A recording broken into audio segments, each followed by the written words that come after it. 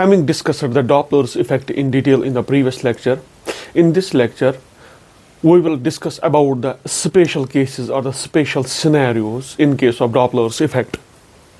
General formula for the value of the apparent frequency heard by the listener is nu dash is equal to v plus minus vl divided by v plus minus vs into nu, where nu is the frequency of the actual sound produced by the source and vl and vs are the speed of the listener and the source respectively.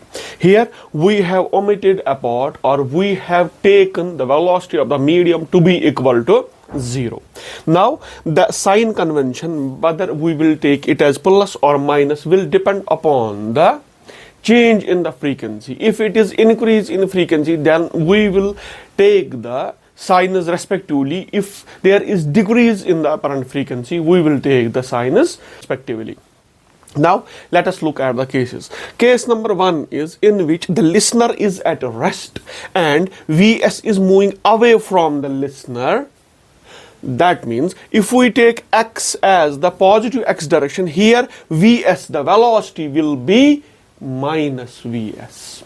So in A case, what will be the apparent frequency? Nu dash will be equal to V plus minus, as VL is equal to 0. So V divided by V.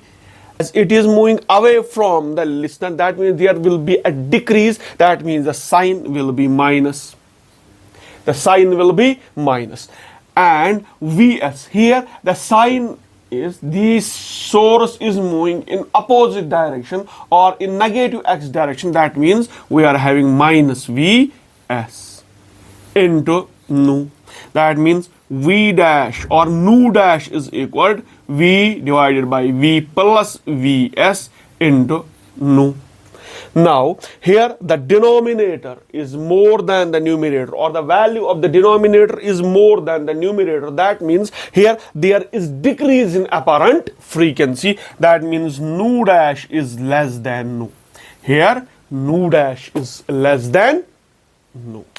In B case, where listener is at rest and the source of the sound is moving towards the listener, that means apparent frequency should increase. So here nu dash will be equal to V plus 0, as the listener is at rest, divided by V minus. Now the velocity is in the x direction, that means V minus Vs into nu.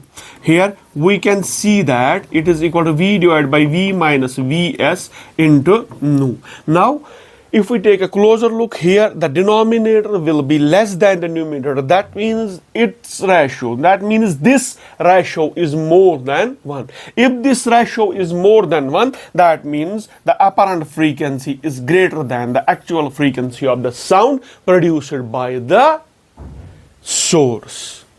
As discussed earlier, the apparent frequency should increase. Taking the case number C here, the source of the sound is at rest and the listener is moving towards the source of the sound. That means apparent frequency should increase. Here, the direction of the velocity of the listener is in negative x direction, so the sign of the VL should be minus. So the apparent frequency should be equal to nu dash is equal to V minus VL divided by V minus 0, as the source is at rest, into nu. Here minus minus is equal to plus, so nu dash is equal to V plus VL divided by V into nu. Now here the ratio is more than 1, as the numerator is more than the denominator. That means the nu dash, apparent frequency heard by the listener, should be greater than the actual frequency of the sound produced by the source. Now case number D. In case number D, the source is at rest and the listener is moving away from the source. That means the apparent frequency should decrease. Taking the equation, nu dash is equal to V minus, here VL is in positive x direction, so sign will be positive, so V minus VL divided by V into nu. Now here V minus VL. VL gets subtracted from velocity of sound, and that term gets divided by velocity of sound. That means here the ratio is less than 1. As the ratio is less than 1, that means nu dash is less than nu. That means the apparent frequency heard by the listener is less than the actual frequency of the sound produced by the source. Discussing about the case E, here the source and the listener are approaching each other. That means apparent frequency of the sound should increase.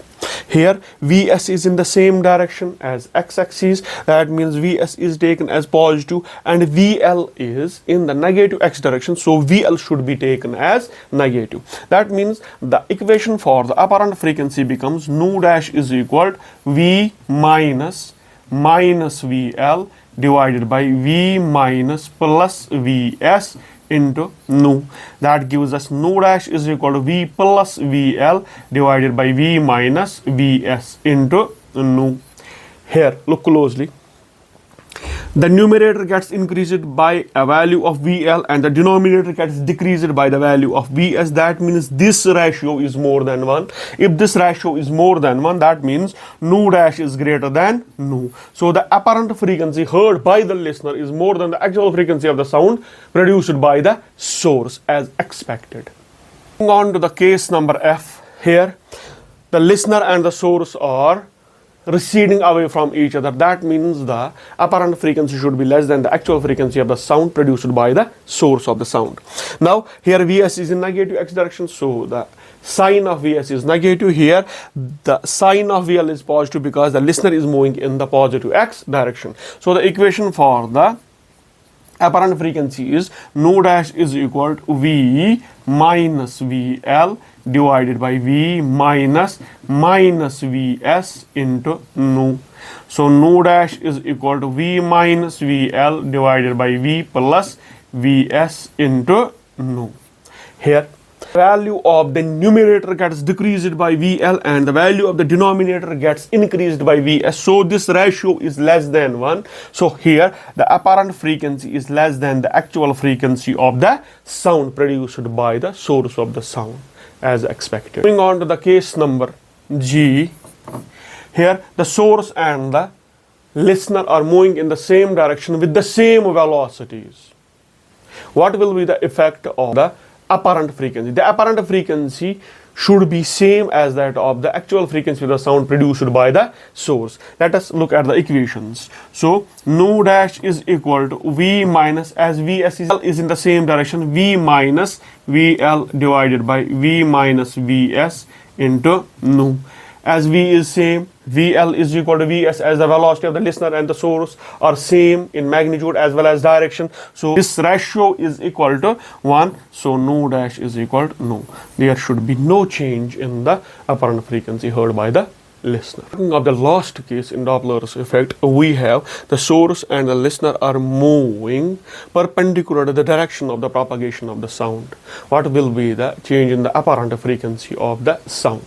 Here we know that the component of the source's velocity and the listener's velocity in the direction of the sound is Vs cos of 90 and VL cos of 90. Both are equal to 0, as cos 90 is equal to 0. So there is no impact of VL and Vs on the speed of the sound. That means the apparent frequency will be equal to nu, as apparent frequency is equal to V minus 0 divided by V minus 0 into nu, as this ratio is equal to 1. So the apparent frequency is equal to the actual frequency of the sound produced by the source. This